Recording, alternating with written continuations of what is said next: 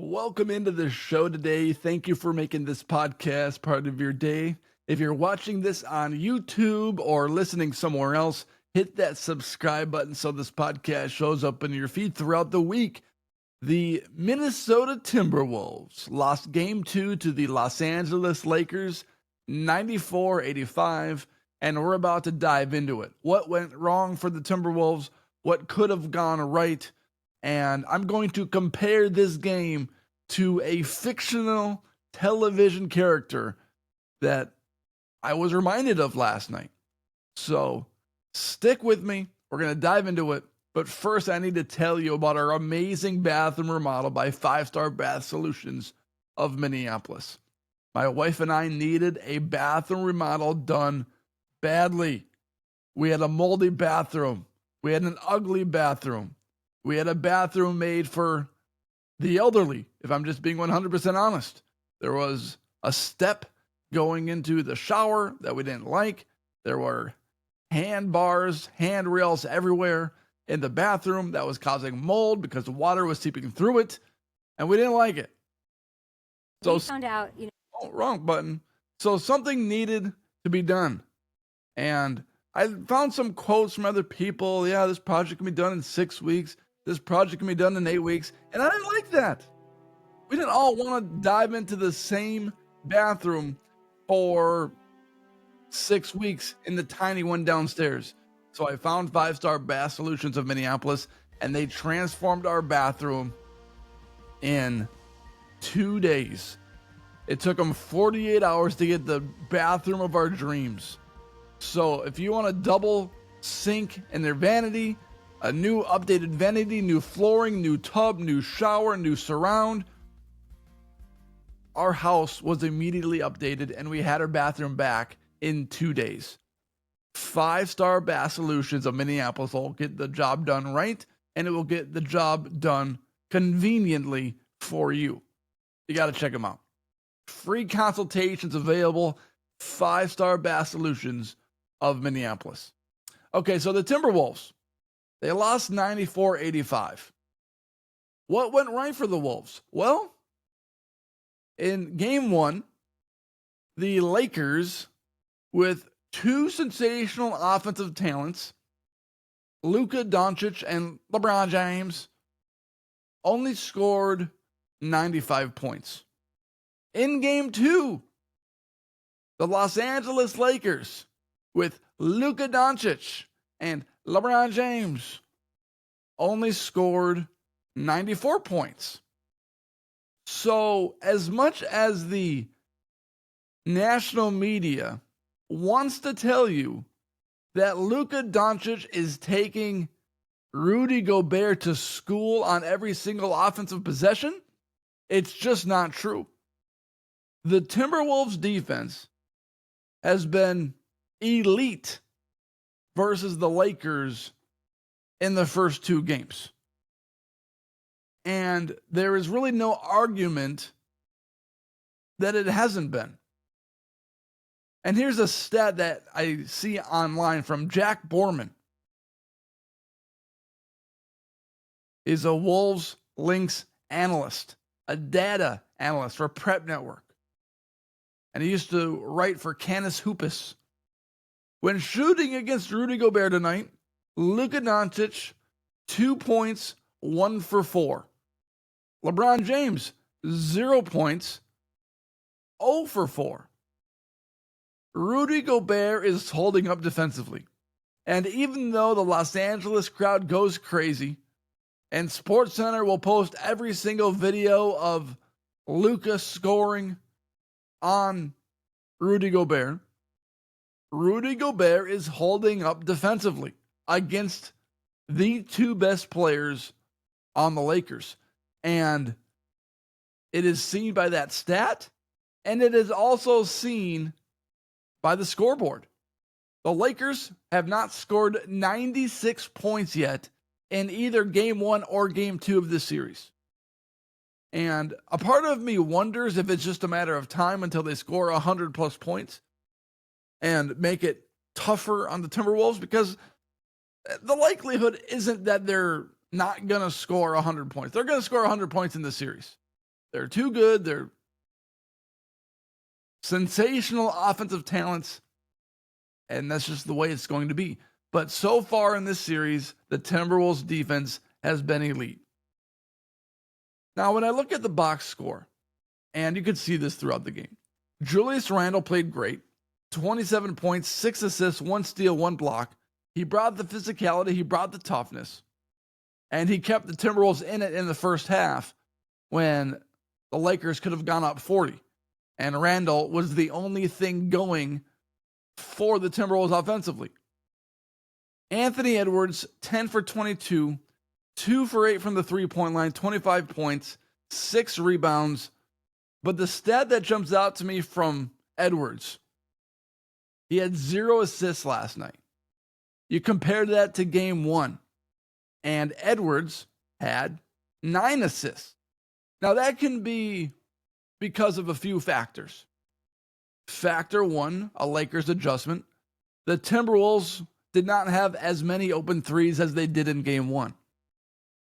And the Lakers' defensive intensity was about 80% more than it was in game 1, and you could see that from the opening tip.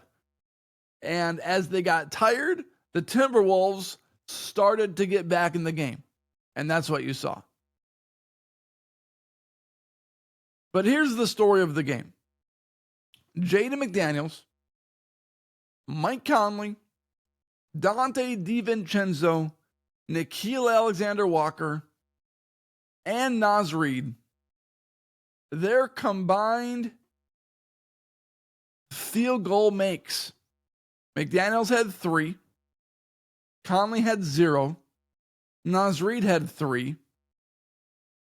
DiVincenzo had 1. And Nickeil Alexander-Walker had 1. They combined to make 8 field goals in this ballgame. And then you combine that with how many shots they missed. McDaniels missed 11. Conley missed 5. Naz Reid missed 8. DiVincenzo missed 4. And Nickeil Alexander-Walker missed 6. So you put all of those things together, and how many shots did they made? 8 field goal attempts. And they missed 27 or so. 11 plus 5 is 16. That's worse than that. Plus 8 is 24. Plus 4 is 28. Plus 6 is 34. They went 8 for 34 combined from the field. And Minnesota relies heavily on some of those players making an offensive impact. Every single team does.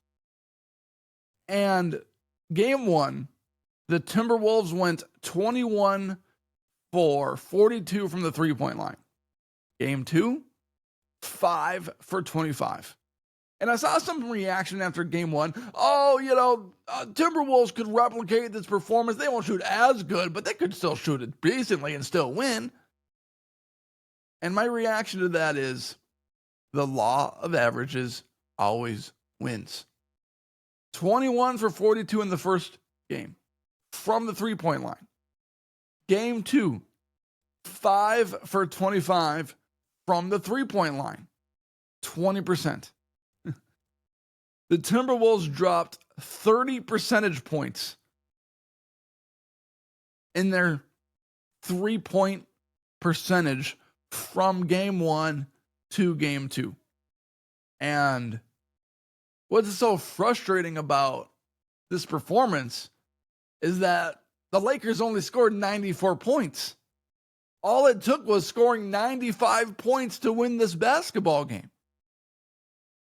And the Timberwolves could not make a shot. And they had open looks. How many corner threes? Well, he had 3. He went over 3. McDaniels had 3 corner threes just wide open. Could not knock any of them down. Conley couldn't knock down a shot.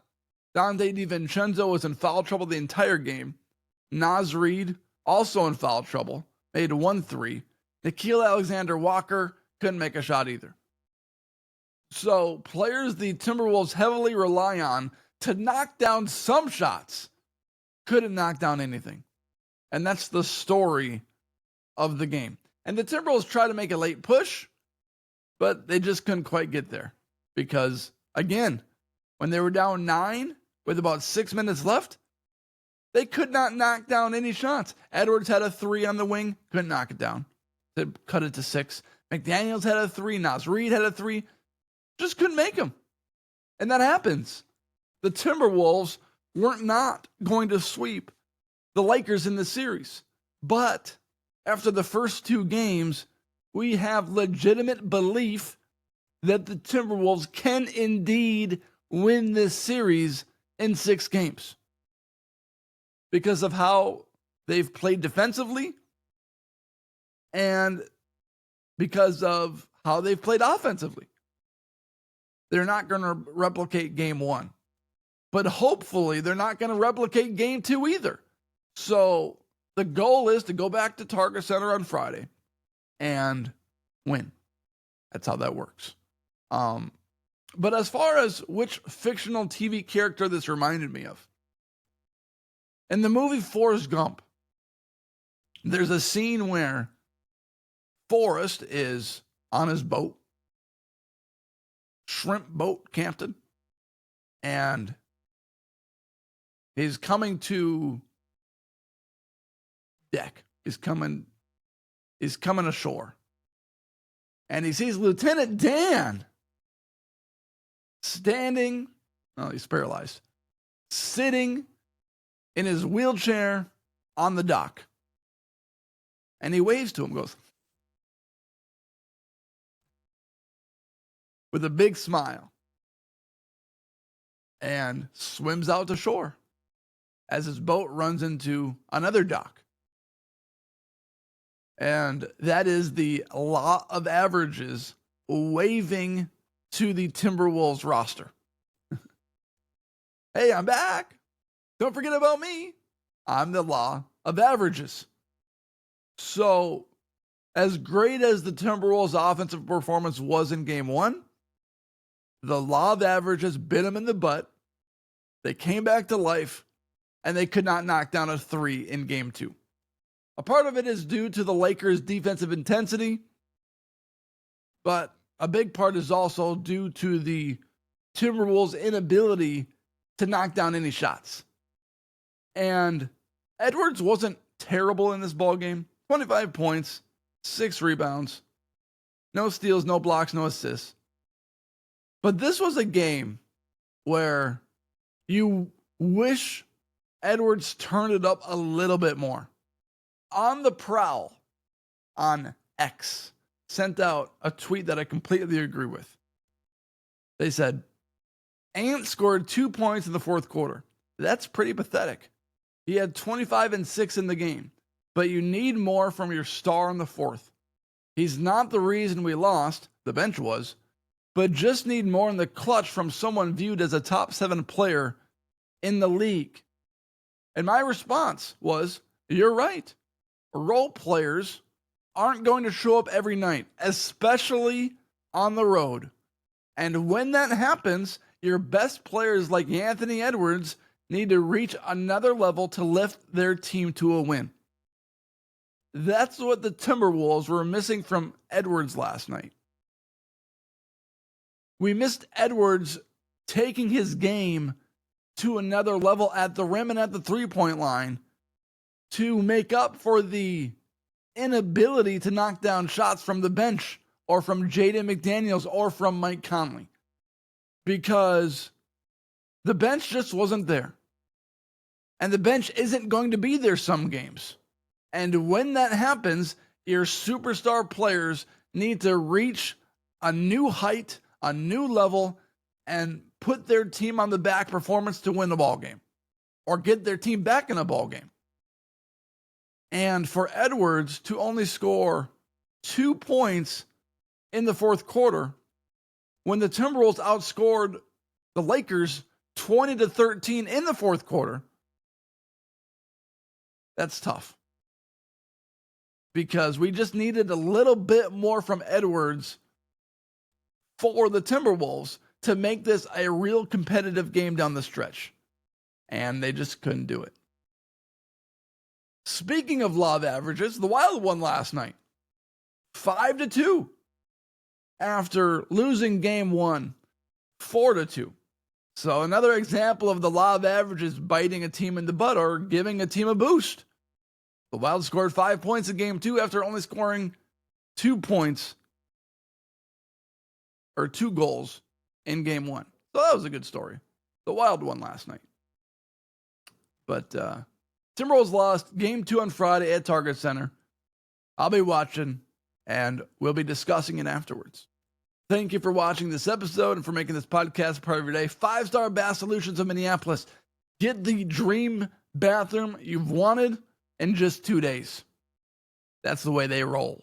5-Star Bath Solutions of Minneapolis. Thank you for watching this episode or listening to this episode. And everybody, have a great rest of your day.